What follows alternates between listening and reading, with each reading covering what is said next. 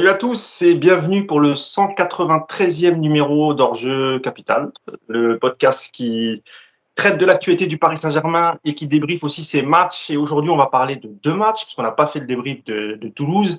Alors pour le Toulouse PSG, on va revenir vraiment rapidement 5 minutes et on va s'attarder sur le Nantes PSG. Mais avant tout ça, je vais vous présenter mes deux camarades du jour. Tout d'abord, Clément Pernia qui est avec nous. Clément Pernia qui fait partie de la famille Paris United et qui a intégré la nouvelle émission d'Europe 1 sur le foot. Félicitations mon ami Clément. Et je sais aussi que tu participes aussi à une émission sur Sud Radio. Eh ben bien joué mon pote, comment ça va? Écoute, ça va, je suis très content de vous revoir, très content de revoir Yacine qui fait son retour parmi nous après une aventure canadienne et ouais, très en forme, tout va bien. Super. Donc nouvelle actu cette année, nouvelle. Ouais, gentiment, on intègre des émissions sympas, on va voir comment ça se passe, mais ouais, des beaux projets à venir et on va voir comment ça se passe. On va laisser le temps faire les choses, quoi. Est-ce que tu peux rappeler le nom de l'émission et à quelle heure c'est diffusé? On va faire un peu de pub quand même. Ouais, c'est vrai que Europe 1 cette année lance une émission sport de 20h à 23h30 chaque soir de la semaine, du lundi au dimanche. Et c'est vrai que j'ai eu l'occasion de faire ma première cette semaine en tant que chroniqueur et je pense que je serai amené à le refaire très vite. Donc voilà, moi j'indiquerai à la rigueur, je vous dirai quand est-ce que je fais les prochaines et puis voilà. Donc ouais, très sympa, beau projet. On va voir un peu comment ça se goupille, quoi. Bon, c'est cool, on est content pour toi Clément en tout cas. Et n'hésitez pas à suivre Clément Pernia sur les réseaux sociaux, notamment sur Twitter. Voilà. Merci. Et le deuxième acolyte, évidemment, c'est le coach Yas qui est revenu du Canada, qui est revenu ce matin, qui a les petits yeux, mais qui a quand même encore les yeux ouverts. C'est pas comme Neymar la saison dernière. Tout va bien. Salut Yas. Salut à tous. Comment ça va Yas? Écoute, ça va. Un peu, je vais pas mentir, un peu dégoûté d'être rentré, mais fallait rentrer. Moi, personnellement, je suis très content que tu rentres. Parce que bon, tu nous as manqué quand même, hein, évidemment. Et puis surtout pour les lecteurs du site parisunited.fr qui évidemment ont été en manque de tes articles, mais c'est normal, en stage, j'allais pas t'embêter avec tout ça. Mais il est de retour, vous inquiétez pas, vous allez pouvoir retrouver toutes les analyses. Et je vous le dis, on a un petit projet avec Yacine assez sympathique pour la chaîne YouTube. Je vous en parle rapidement, on va essayer de mettre ça en place, mais le but c'est de raconter une petite histoire dans une vidéo courte, à peu près 5 minutes, 5-10 minutes, on verra, et on reviendra sur les grands événements du Paris Saint-Germain depuis la création jusqu'à aujourd'hui. Et puis comme Yacine Amned est une légende, a une mémoire incroyable, et c'est la mémoire du club. La Bible du PSG. Exactement, voilà, tu vois, je cherchais les termes, c'est la Bible du PSG. Donc on vous prépare ça et j'espère que ça va vous plaire et ça s'appellera PSG Story tout simplement. Donc on va mettre ça en place avec Yas et on va revenir sur plein de grands moments, les temps forts du Paris Saint-Germain. Ça sera sympa et surtout pour nos jeunes auditeurs qui peut-être ne connaissent pas forcément toute l'histoire du club et toutes les légendes qui sont passées au club bien avant 2010. Voilà, je tenais à le préciser. Mais si je fais une petite parenthèse vite fait, déjà pour te dire, parce que évidemment après le stage, j'étais donc à la PSG Academy de Vancouver. C'était mon deuxième stage. Et donc déjà, ça me permet de remercier parce que maintenant ils nous suivent aussi là-bas. Voilà. Donc ça me permet de remercier tout le monde pour l'accueil, etc. Et de passer le bonjour à la fille de mon ami qui est directeur de la PSG Academy, qui s'appelle Inaya. Donc bonjour Inaya. Parce que la semaine dernière, j'ai pas dit bonjour Inaya et ils ont regardé le podcast et ça lui a pas plu. Donc, tu vois, on va te dire salut Inaya. Salut Inaya, on est très content de te connaître. Et puis salut au papa aussi et on est heureux qu'ils nous regardent et on souhaite plein de bonnes choses à la PSG Academy de Vancouver. C'est bien ça, Yass, hein? C'est ça. Bon. Ceci étant dit, on va se plonger dans le vif du sujet. On va revenir d'abord rapidement, messieurs, sur le match qui a eu lieu en milieu de semaine, mercredi. C'était Toulouse face au Paris Saint-Germain, victoire 3-0 du Paris Saint-Germain avec un doublé d'Mbappé. Je l'ai noté, hein, c'est moi et ma mémoire, incroyable. Non, c'était pas du tout un doublé d'Mbappé, c'était hier. Donc c'était Mbappé, Neymar, Bernat, victoire 3-0. Je vous redonne la composition, messieurs, parce qu'il avait fait tourner. Donc il y avait Donnarumma, Ramos, Marquinhos, Danilo, Mendes, Verratti, Vitinha, Mukele, Messi, Ney et Mbappé. Rapidement, Clément, sur ce match, c'était un match plutôt sympa avec pas mal d'occasions. Un match plutôt maîtrisé de la part des Parisiens, Clément, face à Toulouse. Ouais, exactement. Déjà un match sympa parce qu'il faut quand même saluer, Toulouse n'a pas fermé du tout la boutique. C'est une équipe qui est agréable à regarder, qui fait du jeu, qui propose, qui a pressé, avec un engouement, il y a une vraie ferveur qui est revenue de ce club. Donc, parenthèse Toulouse, mais c'est une équipe agréable et je pense que ça a rendu aussi le match agréable. Après, côté PSG, il y avait quand même des similitudes avec le match d'hier. Bon, déjà le turnover, c'est bien, c'est le début du turnover mis en place par Galtier. On a pu voir et surtout lancer des joueurs comme Mukele, relancer Danilo. On ne les a peut-être pas vus sous leur meilleur jour parce que c'est soit des joueurs qui viennent d'arriver, soit des joueurs qui ont été mis longtemps un peu au placard. Donc il faut qu'ils s'intègrent, il faut qu'ils reviennent dans parfois un nouveau dispositif, un nouvel effectif. Mais globalement, dans la gestion de l'effectif et dans la gestion humaine et sportive, c'était très très intéressant. Sportivement, Paris a géré. Il y a eu, on reviendra comme hier, 10-15 premières minutes de flottement. Ça, c'est un peu ce qui revient du PSG cette saison. Des départs parfois pas cata parce que tu prends pas toujours un but ou voilà, mais c'est pas des gros départs, c'est des départs un peu poussifs. Et puis dès que la machine s'enclenche, dès que tout simplement Paris arrive à faire un décalage, arrive à marquer un premier but, là après la machine s'engage, le jeu est assez fluide. Moi je suis très très convaincu par le système. Je sais qu'il est pas mal critiqué notamment en raison de la composition de l'effectif aujourd'hui. Voilà, il aurait fallu un défenseur en plus et de ce fait certains remettent en question le fait qu'on puisse faire une saison entière à 3 défenseurs. Peut-être que ce sera amené à changer, mais globalement, ce que propose ce système et ce que propose ce jeu depuis le début de la saison, ça nous change grandement de ce qui s'est passé les précédentes saisons. C'est pas fluide encore, on va dire, c'est pas brillant à 100% pendant 90 minutes, mais le jeu est convaincant, l'équipe est efficace, les latéraux ont plus de liberté et vu le profil de nos latéraux, c'est quand même assez agréable à regarder. Alors oui, parfois il y a des déséquilibres, oui, parfois les 3 ne font pas toujours les efforts. Mais globalement, c'est un bilan très très positif. Et sur ce match de Toulouse, en plus, alors voilà, comme hier, on retrouve un Léo Messi qui a un niveau voilà, très très très élevé.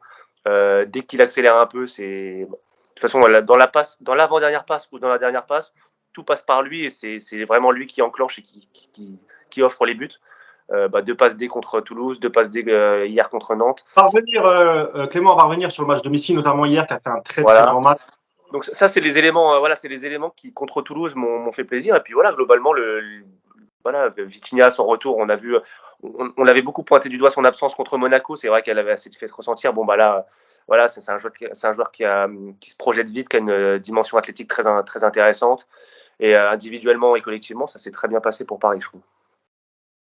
Très bien, Clément. Quelques chiffres avant de te lancer, Yacine, sur la rencontre face à Toulouse.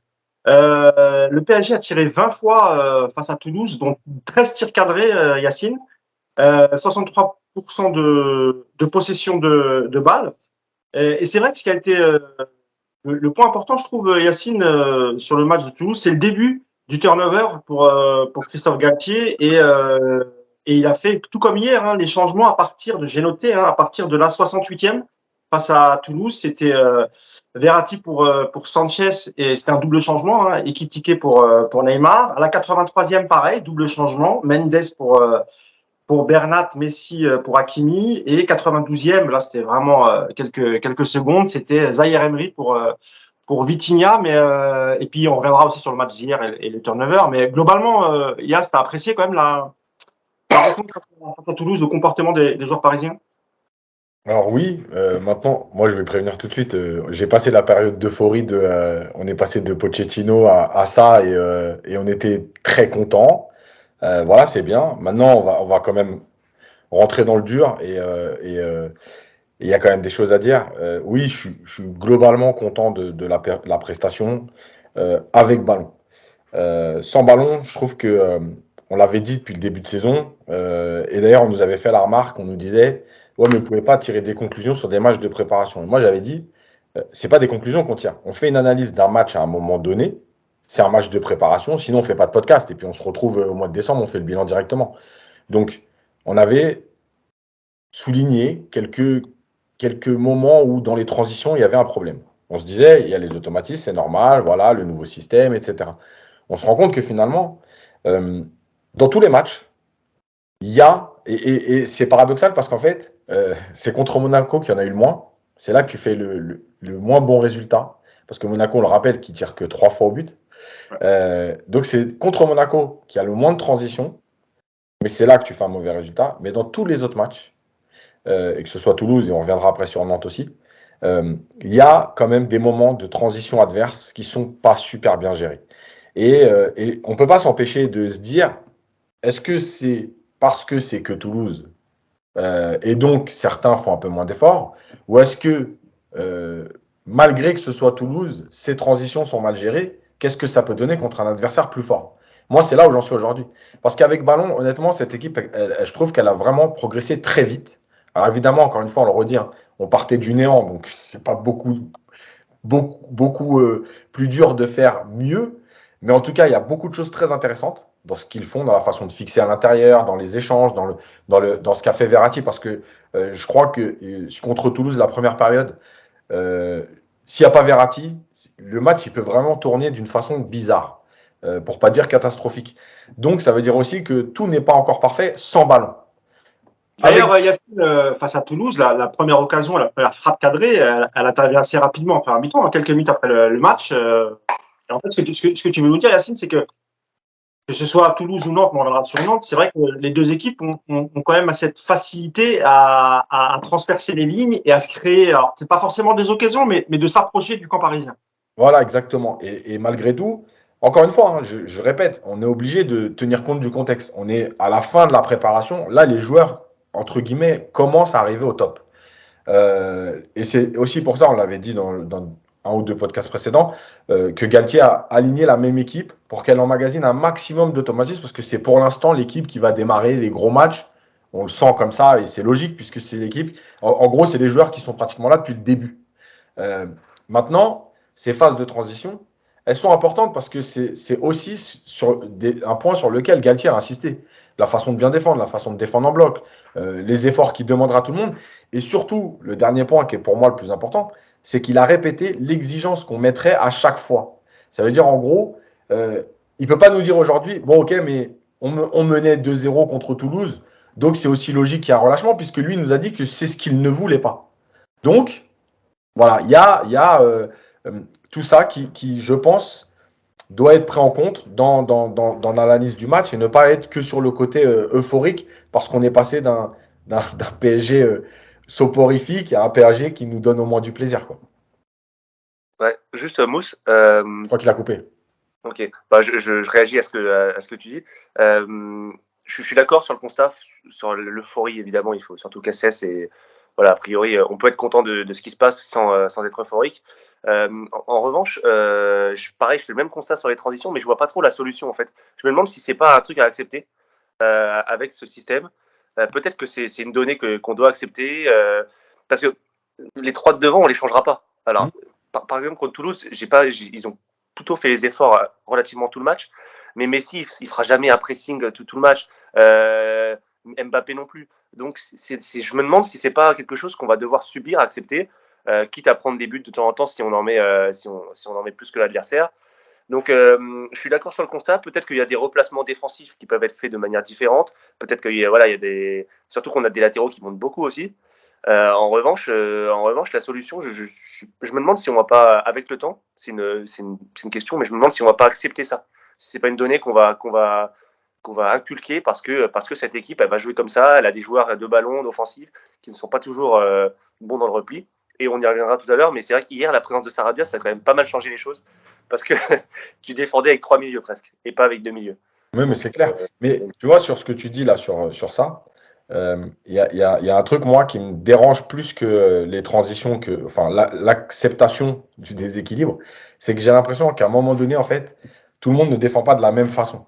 C'est-à-dire que tu as une partie des joueurs qui avancent, une partie des joueurs qui reculent. Et pour moi, c'est le vrai problème, il est là. C'est-à-dire que, comme toi, je suis d'accord, à partir du moment où tu admets le déséquilibre, pas de problème. Mais le déséquilibre, si il est parce que l'équipe adverse fait quelque chose d'intéressant. Là, tu vois, par exemple, moi, j'ai des situations. Il y a à Toulouse, non, c'est pas à Toulouse, je sais plus. Il y a eu un match avant où c'est Ramos qui couvre, mais on a vu aussi plusieurs situations où c'est Marquinhos qui est un peu trop bas qui couvre. Donc, ça veut dire que lui est pas dans le bloc équipe ou en tout cas dans l'attitude de tout le monde. Et pour moi, ça, c'est un problème parce que Parce qu'en vérité, le problème, c'est que si tout le monde avance et que tu es pris dans le dos, en gros, tu assumes le fait de laisser de la profondeur. Mais si Kimpembe avance, Marquinhos recule, en fait, moi, c'est plus là-dessus que les transitions elles me posent problème. Les transitions, tout le monde en prend. On l'a vu, City ne gagne pas tous les matchs de Première Ligue. Ça arrive à tout le monde. Le seul truc, c'est vraiment, pour moi, la cohérence entre OK, on a décidé de jouer comme ça, mais quand on a décidé qu'on avançait, tout le monde avance. Et pour moi, le problème aujourd'hui, c'est que toujours dans les trois défenseurs, sur ces situations-là qui posent problème, en fait, il y en a un qui n'est pas dans le tempo. Et malheureusement, depuis le début de saison, je suis désolé pour les fans de Marquinhos, mais c'est souvent Marquinhos. C'est souvent Marquinhos qui recule et qui, en fait, permet soit aux joueurs d'être mis en jeu, soit de pouvoir, en fait, être dans cette transition. Et on y reviendra sûrement après, mais je trouve même qu'il a perdu de l'agressivité qu'il avait. En dehors de la lecture du jeu, il a perdu de l'agressivité qu'il avait, je trouve, sur les saisons précédentes. Désolé, hein, j'ai eu un petit problème technique. Mon appareil était en surchauffe. J'ai reçu un message. Désolé. Donc oui, j'imagine que vous aviez que vous avez parlé du problème défensif qu'on a depuis quelques temps au Paris Saint-Germain. Et tu parlais de Marquinhos. J'ai vu passer une stat. Il a fait 0 faute hier, il me semble. Donc tu parlais d'agressivité. Ça rejoint ce que tu as dit. On va clore la parenthèse Toulouse. Parce que le match plus récent c'était quand même Nantes, mais on voulait quand même dire un mot sur Toulouse, sur Nantes, pardon. L'homme du match, c'est Messi. Yas, on va y revenir. Juste quelques chiffres quand même pour le PSG après 6 journées. Le PSG a inscrit 24 buts après 6 journées. Il est pas loin du record. Est-ce que vous savez qui détient ce record et depuis quand? Ça doit être le Racing en 48, un truc comme ça, non? Et c'est un peu avant 48, même beaucoup avant 48. C'est très vieux. Le record, c'est 7.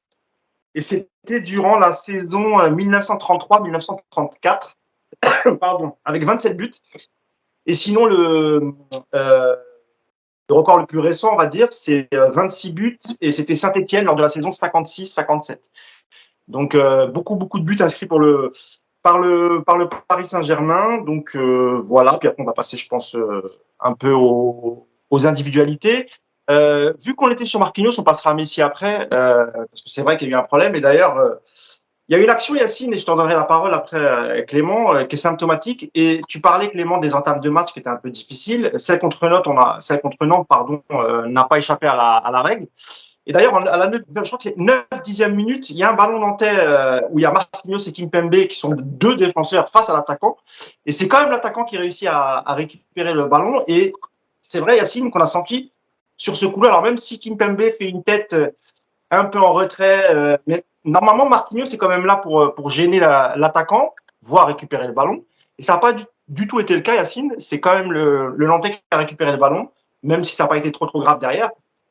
Mais il y a un problème avec cette ligne défensive, Yacine.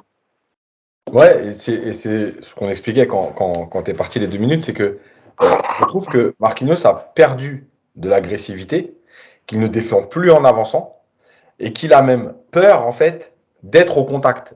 Et cette action, je me rappelle très bien, parce que c'est Guessant, je crois, qui récupère le ballon. Et en fait, il contrôle le dos au jeu dans la surface, et c'est des situations où avant, Marquinhos aurait serait déjà passé devant l'attaquant, mais en plus, il l'aurait réellement collé pour qu'il ne puisse rien faire. Et là, l'attaquant a le temps de contrôler et de chercher en fait à remiser. Ce qui veut dire que tu as mis beaucoup de temps à intervenir.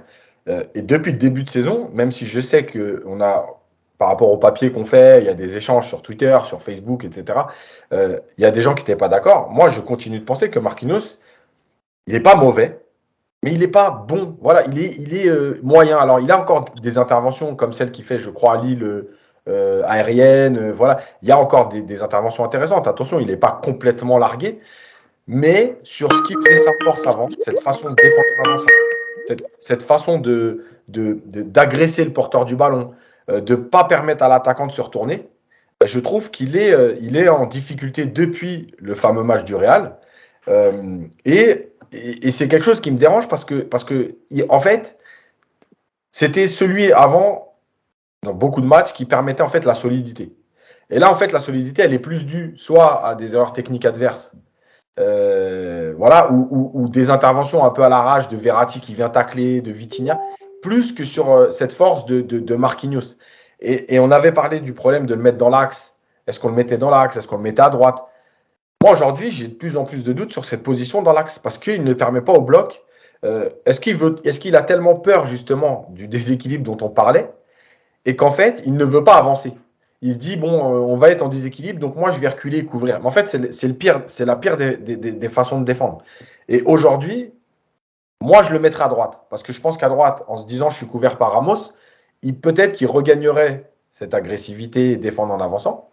Maintenant, est-ce que lui le vivrait mal d'être décalé à droite? Voilà, c'est toute la question de ce PSG-là, quoi. Je donne quelques stats sur Marquis, Clément, et puis je te lance juste derrière. Marquinhos, hier, il a touché 58 ballons. Il a fait 3 interceptions. Il y a 3 duels gagnés sur 5, 3 ballons perdus, 7 ballons récupérés, Clément. Et c'est vrai que sur cette nouvelle défense à 3, on a l'impression que Marquinhos est celui qui s'est le moins bien adapté, même si on peut aussi faire quelques reproches parfois à Ramos. Et ce que disait Yacine sur Ramos à la place de Marquinhos, vu la lenteur de Ramos, je sais pas si c'est une bonne option. Alors c'est vrai qu'il défend en avançant, Ramos, c'est une qualité, mais sur l'anticipation, sur la vitesse, j'ai peut-être un peu de doute, Clément. Moi, je suis assez d'accord avec toi, mais en même temps, je suis aussi d'accord avec ce que Yacine a dit, c'est-à-dire que sur ce qui est reproché à Marquinhos, moi je pense qu'il s'est pas fait encore à ce nouveau poste hybride parce que voilà, il est souvent aussi, on le voit souvent dans l'entrejeu, venir apporter son soutien, soit pour relancer le jeu parce qu'il n'y a pas de solution, soit en phase défensive. Donc je pense que dans son placement entre avancé et reculé, il est encore dans l'hésitation. Ça se ressent pas mal. Peut-être qu'il y a un problème de leadership aussi. Peut-être qu'avec un Ramos qui s'affirme à côté de lui, qu'on sent très intégré dans le vestiaire, qu'on sent très intégré sur le terrain, peut-être que psychologiquement, au-delà du sportif, il souffre un peu de ça. C'est pas une info, hein, c'est une question que je pose. En revanche, Ramos dans l'axe, je suis pas convaincu parce que je suis pas sûr qu'il puisse faire ce que Marquinhos fait aujourd'hui, à savoir monter, accompagner dans le milieu de terrain, proposer des solutions en sortie de balle un peu plus haut dans l'entrejeu. Faudrait réadapter le poste du coup dans ce cas-là, parce que ce ne seraient pas les mêmes demandes qui seraient demandées à Ramos qu'à Marquinhos. Et puis effectivement, en termes de vitesse, pour le coup, c'est pas mal que Ramos soit couvert par Marquinhos de temps en temps. Il fait un très très bon début de saison. Ramos, moi j'aime beaucoup, il a complètement sa place dans ce 11. Mais c'est vrai que par moments, voilà, on sait qu'il la joue à l'expérience, qu'il la joue un peu à l'intox, qu'il fait des petites fautes au bon moment, etc. Mais c'est toujours bien d'avoir un petit gars derrière lui pour sauver les miches si jamais il est un peu juste, quoi. Donc moi je pense que ces positions vont rester comme ça, telles quelles. En revanche, il y a une adaptation à faire encore pour Marquinhos parce que c'est vrai que hier, il n'y a pas qu'une fois, hein, tu as parlé de l'action où il se fait déposer, mais 2-3 fois derrière, il y a la même cas de figure et il est encore battu dans le duel. C'est vrai qu'on n'avait pas grand-chose à lui reprocher les saisons précédentes. Là, c'est un début de saison un peu poussif. Voilà, je pense que c'est un système qui doit travailler encore et ça devrait, je pense, ça va rentrer dans l'ordre, je pense. On a parlé de Marquinhos, on peut aussi parler de Danilo. Hein. Je le disais tout à l'heure, deuxième titularisation consécutive pour le Portugais, qui avait été à l'époque replacé en défense centrale par Thomas Tuchel et depuis aussi en équipe nationale. Hein, il me semble que maintenant il joue en défense centrale. Tu me diras si je me trompe, Yacine, sur Danilo Pereira. J'ai quelques chiffres pour lui. Il a touché 69 ballons. 5 duels gagnés sur 7 et simplement 4 ballons perdus. Et est-ce que ce serait peut-être pas ça la solution, Yacine? Peut-être que tout simplement mettre Danilo à la place de Marquinhos? Ouais, j'irai pas jusque-là parce que malgré tout, Marquinhos, il a une qualité de vitesse qui est importante dans ce jeu-là. Maintenant, ce qui est sûr, c'est que Danilo, on l'a beaucoup critiqué. Je pense qu'on n'avait pas tort. Alors peut-être qu'on a exagéré parfois, voilà, mais je pense qu'on n'avait pas forcément tort. Paradoxalement, Yacine beaucoup critiqué quand il est joué au milieu. En plus, ouais. Mais pour ceux qui nous suivent régulièrement, depuis février, et notamment le match aller du Real, et sur toute la fin de saison, on a répété plusieurs fois que c'était peut-être le joueur le plus régulier du PSG sur les 5 derniers mois avec Mbappé. Et là, quand tu fais appel à lui, même si c'est 15 minutes, même si c'est une mi-temps, même si c'est des petits matchs ou dans la rotation, bah, en fait, il est sérieux et il fait ses matchs. Maintenant, est-ce que en Ligue des Champions, ça peut être une alternative, mais une alternative réelle, je ne parle pas en cas de suspension d'un joueur. Est-ce qu'il peut rentrer en concurrence avec les autres? Aujourd'hui, je te dirais non. Parce que je pense que la meilleure défense à 3, ça reste Kimpembe, Marquinhos, Ramos. Euh, Maintenant, est-ce que Galtier est capable, sur des mauvaises prestations d'un des trois, de se dire, bah écoutez, moi j'ai Danilo, il est sérieux, il fait son taf. Bah écoutez, si vous n'êtes pas au niveau, à un moment donné, il va falloir prendre des décisions. Donc voilà, en tout cas, ce qui est sûr, c'est que nous, on avait dit que dans on va dire, les premiers indésirables, les premiers noms qui étaient sortis, il était quand même dedans. Alors, on n'avait pas trop d'infos, mais il était dans la liste des 10-12. Et nous, on avait dit qu'il ne faisait pas pour nous partie des joueurs qu'on devait en priorité virer. Voilà. Et honnêtement, quand tu le vois là, depuis le début de saison, bah, ça confirme ce qu'on dit parce que voilà, le mec est sérieux, le mec fait ses matchs. Tu le mets au milieu. Regarde, hier, il joue quand même défenseur central. Et les 20 dernières minutes, quand Ramos rentre, il repasse au milieu. Voilà, le mec, il dit rien, il continue, il taffe, il fait ce qu'il a à faire. Voilà, tu as aussi besoin de joueurs comme ça. Tu peux pas avoir que des Verratti ou des Vitinha au milieu ou même dans ton équipe. Donc voilà, moi je trouve que c'est très bien et c'est même très bien parce que ça prouve aussi que le foot, c'est pas que. Alors j'ai pas envie de dire le talent parce que j'ai pas envie de dire que Danilo manque de talent, mais c'est pas que ça. C'est aussi le collectif, c'est aussi l'état d'esprit, le comportement et c'est une belle preuve de. Bah ouais, je suis peut-être intrinsèquement un peu en dessous des autres, mais moi je suis sérieux, je fais mon taf et quand on fait appel à moi, je suis là, quoi. Oui, puis on a l'impression, Clément, qu'il fait clairement partie de la rotation parce qu'on voit aussi que Galtier, Ramos, il le laisse sur le terrain en général soit 60 minutes quand il est titulaire, un peu plus de 60 minutes, et quand il le fait rentrer comme hier, alors j'avais noté les remplacements, mais je crois il remplace Verratti à la 62e minute. Alors, est-ce que ça veut dire aussi qu'il le préserve malgré son âge? Sans doute. Et puis, il y a le match mardi contre la Juve, mais c'est vrai que dans cette rotation avec cette défense à 3, normalement, même si tu as quelques coups durs ou des coups de moins bien sur certains joueurs, tu as quand même de quoi faire, notamment avec Danilo, voire Mukele. Bah, Danilo, c'est le grand vainqueur de la non-venue de Skriniar.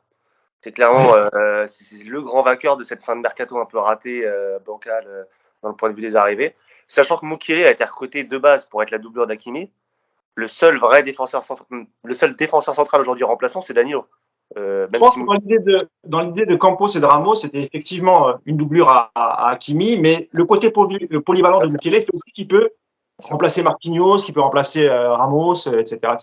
Et puis, de toute façon, Danilo, je pense que on s'est tous rendu compte, même en sélection, qu'il y avait des milieux plus techniques, plus forts que lui. Donc, de fait, il s'est replacé en défense centrale. C'est aussi, c'est l'un des meilleurs joueurs sur ces 6 derniers mois. Voilà, dès la deuxième partie de saison dernière, c'était l'un des meilleurs. On l'a déjà dit. Et c'est aussi un joueur d'expérience. C'est peut-être aussi ce qui joue en sa faveur, c'est que c'est pas un jeune. Il a de l'expérience. À la fois, il a la bonne attitude, le bon caractère, et il a l'expérience. Donc, dans ses prises de balles, dans ses interceptions, dans ses placements aussi, parce qu'il se place pas trop mal en général. Il est plutôt bien placé. On sent que c'est quelqu'un qui est fiable. Joueur fiable. Je sais plus quel entraîneur parlait de ça, de joueur fiable. Je crois que c'était Tourelle à l'époque. Mais c'est important d'avoir des joueurs fiables comme ça. Et lui, il fait D'ailleurs, c'est lui qui l'avait mis en premier en défense centrale. Ouais, exactement, voilà. Ah oui, parce que je disais tout à l'heure, merci de m'écouter. Non, parce que c'était pour faire le lien entre fiable et c'est toujours le même, quoi. Donc, non, et puis dans tous les cas, même si, tu sais quoi, si en Ligue des Champions, tu as la défense à 3 et qu'en fin de match, un de ces quatre, il faut bétonner un peu, il fera aussi rentrer Danilo en milieu. Hein. Il va encore dépanner en milieu, c'est sûr et certain. Et voilà, il apporte des garanties que d'autres encore n'apportent pas. Je pense voilà, je ne vais pas être trop dur envers Renato Sanchez, mais pour l'instant, voilà, il s'adapte, il s'acclimate, il n'est pas encore à 100%. Et dans des rendez-vous phares, dans des rendez-vous importants, s'il faudra faire des choix, que ce soit en défense ou en milieu, Danilo, il sera dans les 3-4 premiers noms à faire rentrer en cas de pépin. Et pourquoi pas, hein, on sait la fragilité physique de Ramos la saison passée. Une blessure, ça peut vite arriver. Kimpembe n'est pas non plus exempt de toute blessure, il a déjà été touché. Il y a la Coupe du Monde, on ne sait pas ce qui peut se passer. Il peut aussi faire une grosse Coupe du Monde, Danilo. Donc, je pense non seulement il a bien fait de rester, mais en plus, il a une vraie carte à jouer cette saison. Moi, je trouve que Danilo, d'abord, c'est un bon mec. Ouais. Il a tout le bon comportement. Moi, je suis toujours surpris par le fait que des joueurs étrangers parlent au bout de quelques mois déjà bien le français. J'avais pas l'air très bien, faut pas exagérer, mais tu vois, il fait l'effort de s'exprimer en français. Et je pense aussi que Danilo Pereira est très important aussi pour l'intégration des jeunes joueurs portugais. Je pense qu'il a été important pour Nuno Mendes la saison dernière, et je pense qu'il est tout aussi important pour Vitinha et pour aussi Renato Sanchez, qui est un peu plus vieux, certes, mais ça permet aussi aux joueurs portugais qui arrivent de compter sur une sorte de grand frère. Et effectivement, enfin, professionnellement parlant, on n'a rien à redire de ce joueur, donc évidemment, ils ont bien fait de le garder. On va passer au génie argentin, hein. Alors, je sais que Clément est fan du joueur. Yacine, il pensait qu'on parlerait de Maradona. Putain, dommage. Bon, il y a Yacine qui aime les beaux joueurs et les beaux jeux, évidemment, apprécie aussi Messi. D'autant plus que maintenant, il est chez nous. Mais c'est vrai qu'hier, il fait quand même un très grand match. On l'avait déjà vu aussi face à Toulouse. Juste quelques stats sur Messi. Bah, déjà, depuis qu'il est au PSG, il en est enfin, en Ligue 1 en tout cas, il en est à 20 passes décisives. Je crois, il me semble, en 34 ou 33 rencontres, je ne l'avais pas noté. Et sur ces 20 passes décisives, il y en a 11, il y en a 11 pour Mbappé, quand même. Ouais. C'est le pourvoyeur numéro 1 de buts. Il est co-leader avec Neymar sur les passes décisives. En championnat, ils sont à 6 passes D. Encore incroyable le match de Messi, Yacine, et notamment le but d'Mbappé où il fixe tous les défenseurs nantais, et au dernier moment, il la glisse à gauche sur Mbappé, ça fait but. J'ai quelques stats sur lui. Il tire 6 fois, bon, il cadre qu'une seule fois, mais il a touché 118 ballons hier, Yacine. C'est énorme. Et il passe de plus en plus de dribbles. Hier, il a passé 9 dribbles sur 13 tentés. Il a aussi gagné 9 duels sur 17. Par contre, il a perdu 27 ballons, mais ça, c'est son jeu. C'est un peu normal, Yacine.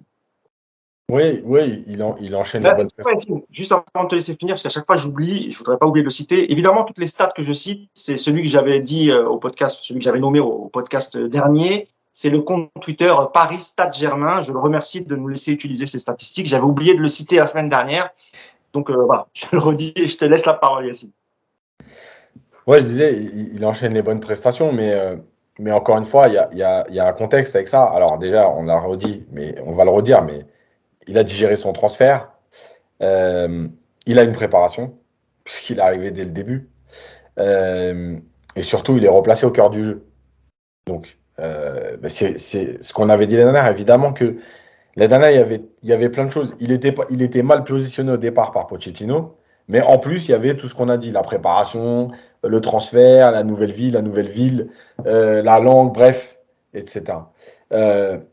Oui, il y a plein de choses qui sont mieux chez Messi, et notamment dans ce que moi j'appelle le respect du jeu, c'est-à-dire que quand il faut lâcher le ballon, il lâche le ballon. Il le lâche plus vite que la saison dernière. La saison dernière, j'avais l'impression que même si c'est Messi, moi, on ne m'enlèvera pas de la tête qu'à un moment donné, même quand tu es Messi et que tu as 34 ans et que tu arrives dans un nouveau club, bah, des fois, tu forces les choses pour prouver que bah oui, même au PSG, même à 34 ans, tu es encore capable de réussir. Et il y avait parfois un non-respect du jeu qui était flagrant dans la façon de forcer pour aller chercher des tirs, dans la façon de forcer pour jouer à l'intérieur du jeu, etc. Et là, je trouve qu'il y a beaucoup de mieux, même si sa relation avec Hakimi, je continue de dire qu'elle doit être améliorée et qu'elle pourrait être améliorée.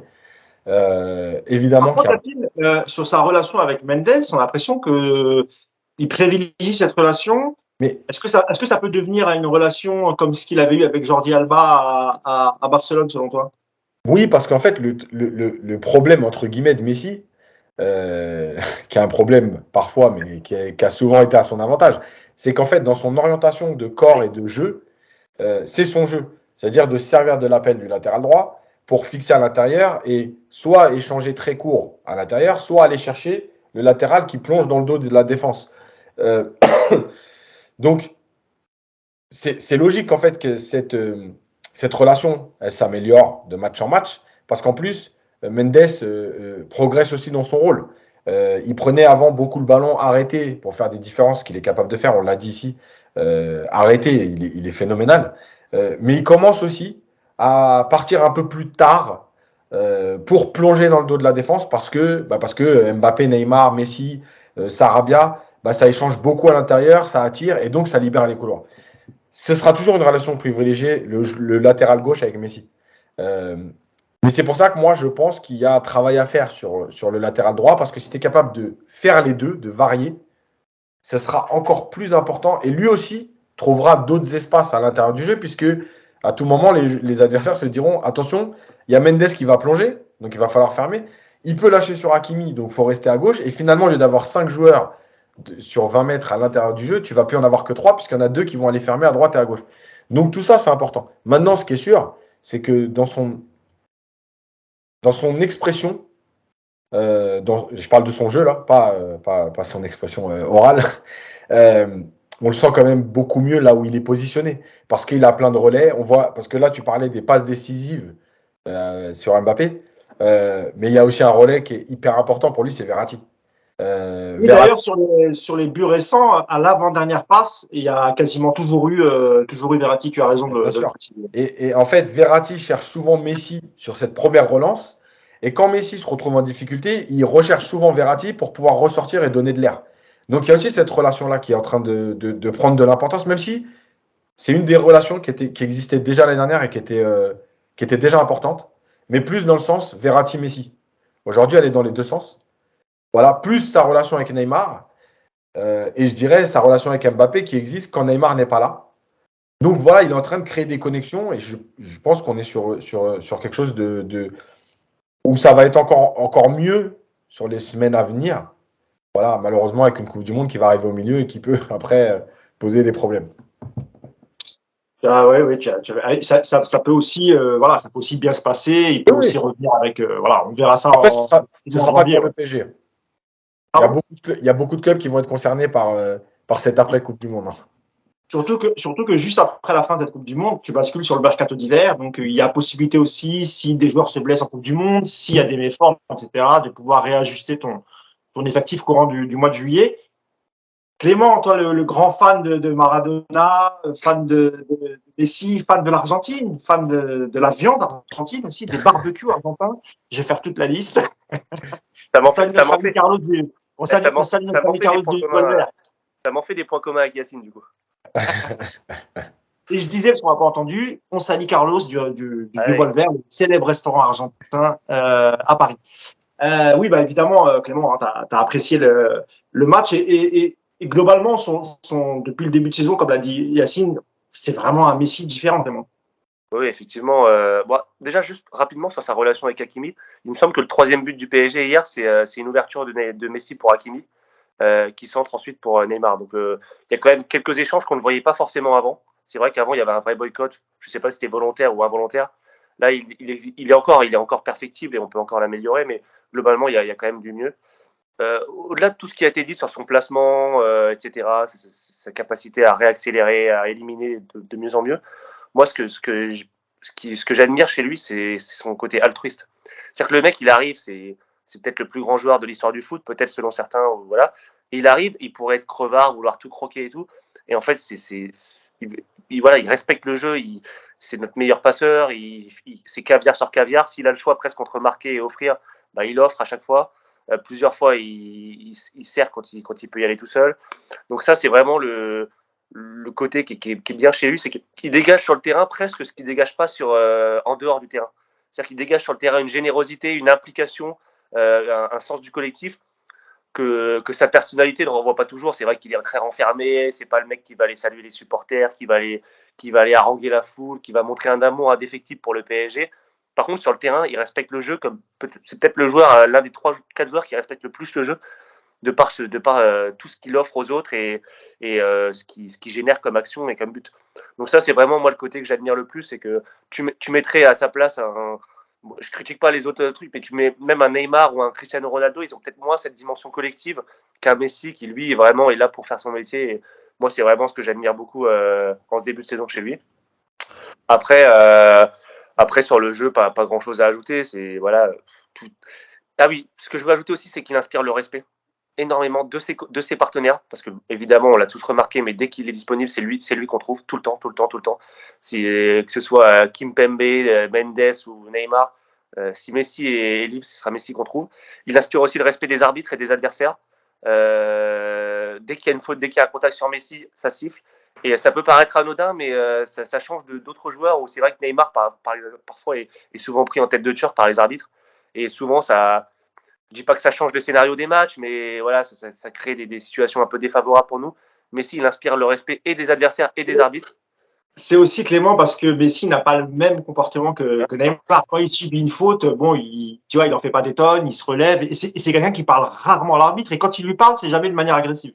Ouais. Je pense que c'est aussi pour ça que. C'est pas un tricheur, il simule pas trop. Ouais. Bon, visiblement, il inspire pas trop le respect des supporters nantais qui lui ont balancé des piles sur la tronche. Ouais, j'ai vu ça. Et d'ailleurs, même quand Boiré était scandalisé. Ouais. Alors, déjà, pour balancer des piles sur un joueur tout court, faut être débile. Mais quand t'aimes le foot, balancer des piles sur Messi, faut vraiment pas avoir grand chose dans la tête. Donc voilà. Non, mais sinon, sur Messi. En plus, c'est vrai que la connexion avec Mbappé, elle marche super bien. C'est important de le souligner. On a fait tout un début de saison, des podcasts et des émissions et des débriefs sur la relation privilégiée Neymar-Messi, Mbappé qui se sont un peu boycottés de côté, etc. Bon, je pense que Mbappé serait bien inspiré de servir autant Messi que Messi ne le sert. Parce que c'est vrai que sur les matchs précédents, parfois, il lui croquait 2-3 ballons. Dernière, c'est vrai que la saison dernière, alors c'est vrai que Neymar, c'était quand Neymar était blessé, il y avait déjà un vrai début de compétitivité entre Messi et Mbappé, mais on va pas non plus raconter l'histoire. Même quand ils étaient parfois tous les trois, ça s'est changé. Alors moins effectivement, mais Messi quand même, quand Mbappé est mieux placé que Neymar, en général, il va pas hésiter à servir Mbappé. Et là, vous avez raison, ils ont tout intérêt tous les trois à s'entendre, parce que si tous les trois jouent les uns pour les autres, honnêtement, ça peut être même au niveau de leurs propres statistiques, hein, en termes de passes décisives ou buts, chacun trouvera son bonheur. Et évidemment, on a hâte de voir le match de mardi face à une vraie opposition, même si on reparlera de la Juve tout à l'heure. C'est une vraie opposition vu le match qu'ils ont fait ce week-end. Mais ouais, on est tous très heureux que Messi ait retrouvé un peu ce qu'il a fait le joueur qu'il était à Barcelone finalement et qu'on n'a pas beaucoup vu la saison dernière. Pour revenir sur le milieu de terrain, on va passer à d'autres joueurs. Rapidement, Vitinha qui se blesse à la 30e, aux alentours de la 30e minute. Sur une faute je me rappelle plus du joueur. C'est pas le frère du Brésilien qui joue à Lyon, c'est ça? C'est lui, c'est lui. Si, c'est bien. Oui, c'est ça. Donc carton rouge pour le joueur nantais. Vitinha qui sort. Alors au début on a parlé d'une torsion, ensuite ça a été beaucoup plus rassurant. On l'a vu sortir sans béquille. Apparemment il s'agirait d'un coup, donc ils l'ont sorti par précaution. On espère qu'il sera disponible mardi. Pourquoi on espère? Parce que Yacine, tu vas pas me démentir, commence à devenir indispensable le petit Vitinha, que ce soit face à Toulouse et les 30 premières minutes face à Nantes. Honnêtement, ça va être difficile de le sortir du 11, Yass. Ouais, parce qu'en fait, on est encore dans un joueur. Alors lui, il a la qualité technique en plus, mais on est encore dans un joueur qui a une intelligence de jeu et un goût du collectif qui est très prononcé. Et voilà, il est prêt à faire des compensations pour les autres. En fait, à être dans l'ombre, mais comme en plus il a une qualité technique, en fait, il n'est pas que dans l'ombre. Il n'est pas là juste pour compenser, il est là aussi pour jouer. Et on l'a vu sur certains échanges avec Verratti notamment. Voilà, techniquement, il parle le même football. Mais après, il est capable de compenser des déplacements, d'être à droite, d'être à gauche, de plonger dans le dos des milieux de terrain si Neymar ou Messi décrochent un peu plus bas. Voilà, c'est celui en fait qui apporte l'équilibre, mais pas l'équilibre au sens où on l'entend défensivement, etc. L'équilibre collectif du positionnement de l'équipe. Voilà. Il faut toujours avoir des joueurs hauts, des joueurs profonds, des joueurs entre les lignes. Et en fait, c'est lui qui le fait quand, à un moment donné, les joueurs un peu plus huppés, parce que ça reste quand même un jeune joueur, Vitinha, décide de décrocher dans le cœur du jeu pour venir organiser, pour aussi sortir des défenses, se donner de l'air, et c'est lui qui vient compenser. Voilà, et en fait, il devient important avec le ballon, mais dans tout ce qui s'est passé depuis le début de saison, et ce que je disais en début, c'est-à-dire cette équipe qui a beaucoup joué ensemble, il devient, essentiel dans ce rôle-là, dans ce rôle de joueur d'équilibre en fonction de ce que va faire Messi, de ce que va faire Neymar, de ce que va faire Verratti aussi. Et Ouais, parce que encore une fois, le football, c'est un truc collectif.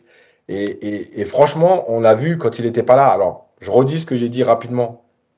On ne saura jamais ce que ça aurait donné contre ce Monaco-là.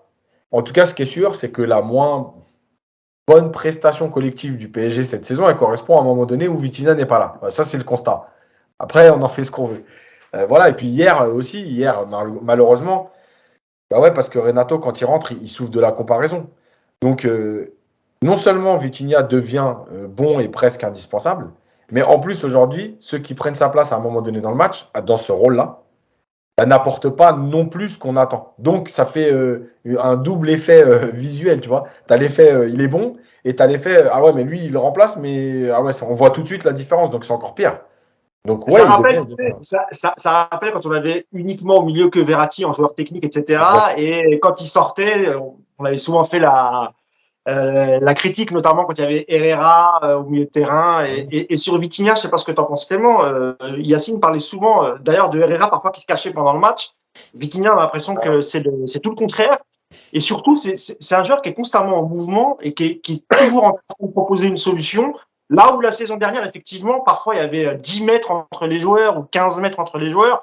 Et on se disait, Verratti il est tout seul et Riolo se moquait de lui en l'appelant le tourniquet, mais quand tu n'as pas de solution, moi je préfère qu'il tourne sur lui, qu'il garde le ballon, plutôt qu'il la balance à 50 mètres et que c'est récupéré par un joueur adverse. Donc c'est vrai que on a vraiment le penchant, Vitinha, c'est un peu le penchant de Verratti au milieu de terrain.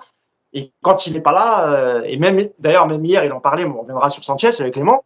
Voilà, Sanchez, ça fait quelques matchs que tu as l'impression qu'il est, j'allais dire perdu, c'est un peu méchant, mais en tout cas, il est jamais dans le bon timing. Jamais dans le bon timing. Et c'est vrai que quand tu compares à Vitinha, il y a un océan entre les deux. Mais il vient d'arriver, comment il s'appelle, Sanchez, à être encore un peu patient. C'est vrai que sur Vitinha, moi je me suis surpris hier plusieurs fois dans le match à le voir super haut sur le terrain, à proposer très très haut des solutions. Et c'est hyper étonnant. Quand tu as un milieu à deux, tu te dis les deux ils vont être côte à côte, etc. Non, lui il n'a pas peur d'aller se projeter, d'aller proposer. Après, le bémol de ce cas de figure, encore une fois, je l'avais déjà dit la dernière fois, c'est qu'il ne faut pas qu'on soit dépendant de ce binôme-là. C'est-à-dire que là, on a l'impression que si Vitinha n'est pas là, ça y est, c'est la panique, etc. Et ça ne devrait pas. Alors, il y a deux milieux qui viennent de signer. Moi, je pense que Fabian Ruiz, ça va le faire relativement bien. On n'a aucune certitude, encore une fois, mais je pense que en termes de garantie, de fiabilité, pour le coup, encore une fois, je pense qu'il sera pas mal. Et je pense qu'il faut rapidement que Galtier installe des alternatives dans ce milieu. Surtout qu'on ne soit pas dépendant ça peut être le milieu titulaire, évidemment, pour le moment, ça l'est largement. Mais en même temps, il faut absolument qu'on soit capable d'aller jouer à Turin avec Fabian Ruiz et Vitinha en milieu, avec Verratti et Fabian Ruiz. Et moi, je trouve c'est dans ce système-là, et compte tenu du mercato du club, faut surtout pas qu'on soit dépendant de Vitinha Verratti. On l'a vu, on sait que Verratti, il a rarement fait des saisons entières. Il l'a fait la saison dernière, mais il a rarement fait des saisons où il ne s'est pas blessé. La Vitinha, il prend un coup hier. Et il ne faudrait pas se retrouver dans des cas de figure où plusieurs saisons, on s'est retrouvé quand on n'avait pas notre milieu à 3 ou nos deux milieux en panique à bord, etc. Là, justement, on a plein de milieux de qualité. Alors oui, Renato Sanchez n'arrive pas encore à s'intégrer, mais je pense que c'est l'axe de travail là, dans ces prochaines semaines, c'est d'instaurer des rotations qui fonctionnent aussi bien que Vitinha Verratti. Sur Sanchez, j'ai quelques stats. Il a eu deux duels hier, il n'en a gagné aucun. Qu'est-ce qu'il y a d'autre? Il perd 6 ballons, il en récupère 5. Mais c'est vrai que on a l'impression pour l'instant, alors il a eu une préparation un peu tronquée parce qu'il est resté longtemps du côté du LOSC. Il ne pouvait pas jouer parce qu'il était en instance de départ. Il négociait avec 2 clubs en même temps, c'est jamais facile. Je rappelle qu'il négociait en même temps avec le Milan et le Paris Saint-Germain, même si rapidement il a fait son choix. Tu veux dire un mot sur Sanchez rapidement, Yas, avant qu'on passe à Mbappé? Ouais, moi ce qui me dérange, c'est la peur, je trouve, qui dégage. On l'a connu, et je le répète pour ceux qui l'ont un peu suivi, même si c'est un échec au Bayern, même au Bayern, voilà, il tentait, il percutait, alors ça ne marchait pas forcément. Et là, on a vraiment l'impression qu'il ne veut pas être celui qui va perdre le ballon, qui va amener un but. Il ne veut pas être celui qui dérègle un peu le truc. Et du coup, en fait, il déjoue complètement. Ouais. Il n'apporte pas ce qu'il doit apporter par rapport à ses qualités, mais il n'ose même pas essayer d'apporter. Tu sais, Yacine, quand tu parles, j'ai l'impression que tu parles de Garby la saison dernière ou de Simons quand on se disait que quand ils rentrent, ils sont un peu bridés parce qu'effectivement, peut-être déjà impressionnés par les grands joueurs qui sont autour d'eux. Et surtout, la peur effectivement de faire la boulette qui soit amènerait un but ou une faute dangereuse, etc. Bah, quand on voit les 2 derniers matchs de Sanchez, c'est la sensation que ça donne. Cette idée de mettre le ballon derrière souvent, de pas forcément percuter. Il a fait 1 ou 2 montées avec balle au pied, mais c'est des montées où il y avait personne devant lui. C'est pas une montée où il se dit tiens, il y a 2 joueurs, je percute pour éliminer parce que derrière il va se passer quelque chose. C'est vraiment il y a personne, je peux faire 40 mètres donc je fais 40 mètres. Mais après il se passe rien. Voilà, et il y a un manque de prise de risque. Et moi c'est plus ça qui me dérange parce qu'en plus il rentre dans des périodes de match où bon, à moins d'une catastrophe, on sent bien que le match est pratiquement plié. C'est pas toi qui va quand même renverser, enfin permettre à l'équipe adverse de se réveiller et de renverser le match. En gros, ce que tu expliques, c'est il peut prendre un peu plus de risques. Mais oui. Voilà, c'est pas vraiment le Renato Sanchez de ses meilleures saisons à Lille, quoi, en fait. Mais tu vois, et puis par exemple l'année dernière, il y a eu des matchs où le PSG était ric-rac et tu te dis effectivement, là, tu vois par exemple le match à Lens, le match à Lorient, le match. Voilà, il y a des matchs l'année dernière où effectivement tu te dis, le mec qui rentre, il a plutôt pas intérêt à prendre de risques parce que s'il est celui qui perd le ballon du 2-1 et que tu perds le match, t'es pas bien. Mais là, tu rentres, il y a toujours 2-0, 3-0. Il y a une équipe qui tourne, il y a une équipe en face qui est en train de tirer la langue parce que déjà, elle a beaucoup donné. On est en fin de match et en plus, elle perd. Donc, tu es quand même dans des conditions plutôt idéales pour rentrer. Et là, tu n'oses même pas. Et moi, ce qui me dérange dans le foot, c'est toujours ça. Et il jouait à 10. Il En jouait à plus, 10. en plus. Donc, le fait de ne pas oser, ça démontre quand même une. Enfin, voilà, quelque chose moi, c'est vraiment ce qui me dérange le plus. C'est-à-dire que je préférerais qu'il tente des choses et qu'il rate que de me dire, non, mais là, le mec, enfin, on dirait un joueur, comme tu dis, un jeune de 18 ans qui fait ses premières minutes et qui se dit, tu vois, je vais te dire franchement, je pense même aujourd'hui qu'un Zahir Emery tenterait 10 fois plus que ce que fait Renato Sanchez. En plus, Et en plus, vas-y Clément, vas-y. Ouais, non, je dis c'est super frustrant parce que à ceux quand Renato Sanchez a signé, à qui on a dit ouais, c'est une très très bonne recrue, il va promettre, etc., et qui ne le connaissaient pas forcément, là ils te disent mais c'est qui ce mec, etc. Donc c'est frustrant. Et l'autre inquiétude que j'ai pour lui un peu, j'ai pas du tout envie de l'enfoncer, mais c'est qu'il y a quand même des très bonnes recrues encore une fois qui viennent de signer. Et que je suis pas sûr que Carlos Soler il mette autant de temps à rentrer dans l'art du match ou à tenter des choses. Je pense, je suis pas sûr. Fabian Ruiz pareil. Donc il restera pas, on va dire numéro 3 comme ça éternellement. Il y a des joueurs à la vite qui vont s'imposer, qui sont prêts physiquement eux. Parce que Carlos Soler, je crois qu'il a eu une vraie préparation. Fabian Ruiz, j'ai un doute, mais je crois aussi. Donc, il a été mis un peu de côté parce qu'on l'a forcé à quitter Naples. Donc, du coup, il me semble qu'il a eu quand même, voilà, il a été mis un petit peu de côté, mais bon, ça devient assez vite. Donc, effectivement, même demain, si en Ligue des Champions, là, je te le dis, demain, on joue en Ligue des Champions contre la Juve, là, ce soir. À ton avis, entre Danilo et Renato Sanchez, il met qui en milieu si Vitinha n'est pas là? Moi, je suis pas sûr qu'il mette Renato Sanchez, moi. Donc, tu veux dire, après, faut voir la forme de Soler et la forme de Ruiz, effectivement. Soler, je pense qu'il a joué avec Valence, il me semble qu'il a joué, lui. Fabian Ruiz, c'est un peu plus difficile. Et ce qui est surtout surprenant chez Renato Sanchez, c'est ce qui faisait sa force, notamment à Lille, c'était qu'il mettait beaucoup d'impact physique. Et c'est vraiment ce qui lui manque aussi depuis qu'il a intégré le PSG. Et effectivement, parfois même en entrée de jeu, quand le score est largement acquis, l'impression qu'il n'y a pas de plus-value lorsqu'il rentre. Maintenant, c'est le début, encore une fois.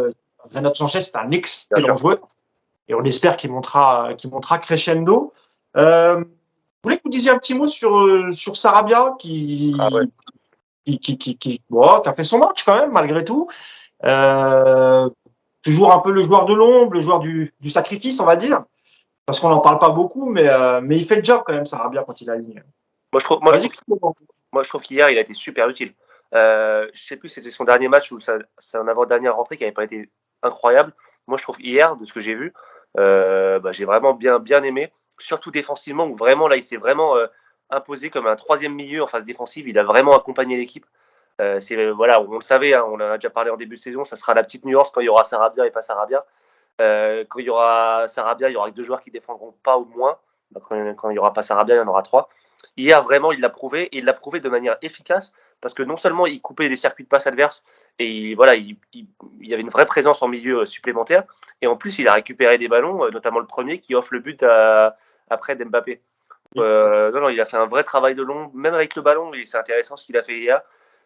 Donc vraie utilité pour moi de ce joueur. Franchement, chapeau, parce qu'il a fait un vrai bon match hier.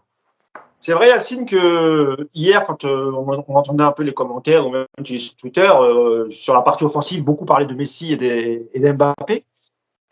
Moins de Sarabia. C'était déjà le cas lors des 2 premiers matchs quand Mbappé était blessé. Il avait fait des bons matchs, mais on n'en parlait pas beaucoup. Qu'est-ce que tu as pensé de sa prestation rapidement hier, Yacine?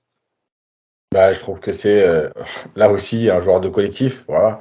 Il fait les efforts pour défendre, il fait les appels. L'action, tu vois, le truc, c'est je trouve, moi, ce qui est fort chez Sarabia, c'est que je pense qu'au fond de lui, encore une fois, c'est pas une info, c'est un ressenti, mais je pense qu'au fond de lui, il sait qu'il y a certains appels qu'il va faire, il va pas être servi, mais il les fait quand même. Et notamment sur l'action du but d'Mbappé, quand c'est Messi qui le sert, il pourrait très bien s'arrêter avant parce que tu sens bien que Messi va servir Mbappé. Mais en fait, il fait l'appel et c'est ce qui permet aux défenseurs de ne pas se mettre à 2 ou à 3 sur Mbappé. C'est le fait que lui continue son appel même si c'est qu'il ne va pas être servi. Et d'ailleurs, sur le but, on le voit, il poursuit son action jusqu'au bout. Il est devant Mbappé pour presque lui donner encore une fois pour aller finir lui. Alors, c'est Mbappé qui termine, mais voilà, c'est un joueur qui, en gros, respecte le jeu. Et il se dit pas, je vais pas faire cet appel-là parce que j'en ai marre de faire des appels dans le vide parce que je vais pas être servi. Il se dit, bah en fait c'est le jeu, je fais l'appel. Si on me sert c'est bien, si on me sert pas tant pis. Mais en fait moi je suis là aussi pour créer des choses. Voilà. Encore une fois cet état d'esprit de collectif. Ouais peut-être qu'il est un peu moins talentueux que les autres. Et je pense pas que lui ce soit le talent, c'est plus même il a un déficit quand même de vitesse puissance au très haut niveau. On en avait déjà parlé sur certains duels où tu sens qu'il manque un peu de puissance. Par contre, dans ses déplacements, dans son intelligence de jeu, dans sa capacité à aider le collectif, bah, lui aussi, voilà. Et tu vois, c'est aussi, rapidement, je termine là-dessus, c'est pour moi le symbole de ça, et on le voit tout le temps quand c'est Sarabia, il y en a deux, c'est le match du Real où il n'y avait personne, ni Mbappé, ni Neymar, et je rappelle que Sarabia était là. Et c'était une des bonnes prestations du PSG collectivement. Et il y a aussi cette idée que lui est parti chercher du temps de jeu l'année dernière, sans se prendre la tête, en disant ok, bah vous comptez pas sur moi, vous comptez pas sur moi. Bah, moi je vais pas rester sur le banc à attendre 38 journées. Je vais aller au Sporting et puis il se passera ce qui se passera. C'est un prêt, ok, mais en tout cas je vais le faire. Et en plus de ça, il l'a fait en s'investissant à fond puisqu'il a non seulement des stats importantes, mais il a fait des très bons matchs là-bas. Il a vraiment impressionné beaucoup de monde.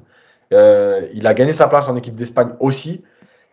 Voilà, c'est des mecs qui comptent. Voilà, c'est peut-être moins spectaculaire que d'autres, mais c'est des joueurs dont tu as besoin. Et tu vois, tout ce qu'on disait sur les autres, là, les Danilo et tout, c'est aussi un joueur, bah, quand tu le fais rentrer ou quand tu le mets titulaire sur un match un peu moins important avant la Ligue des Champions, bah, tu sais que tu peux compter sur lui. Le mec, il va faire le job, quoi.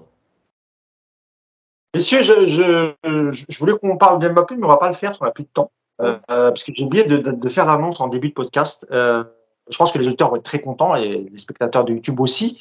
En fait, il y a une deuxième vidéo qui arrive juste derrière. Donc là, on a fait la première partie sur les matchs de Ligue 1. Et on a 2 autres chroniqueurs qui arrivent. Je vous les présenterai. Donc, on va s'arrêter là pour le match. Je vais remercier Clément Pernia. Merci à toi. Clément Pernia, il est partout. C'est News, il est RMC, il est Europe 1, voilà, c'est le mec c'est l'homme du PAF, Clément Pernia. Merci d'avoir été avec nous ce dimanche. Merci à vous. Clément, et bonne tu restes avec moi. Merci beaucoup, Clément. Yacine, toi, tu restes avec moi et on va faire une deuxième partie. Donc, on va stopper là pour aujourd'hui. Et la deuxième partie apportera sur la Ligue des Champions et le bilan mercato avec nos intervenants. Donc, je vous dis à tout de suite. Et pour Clément, je te dis à bientôt. Salut tout le monde.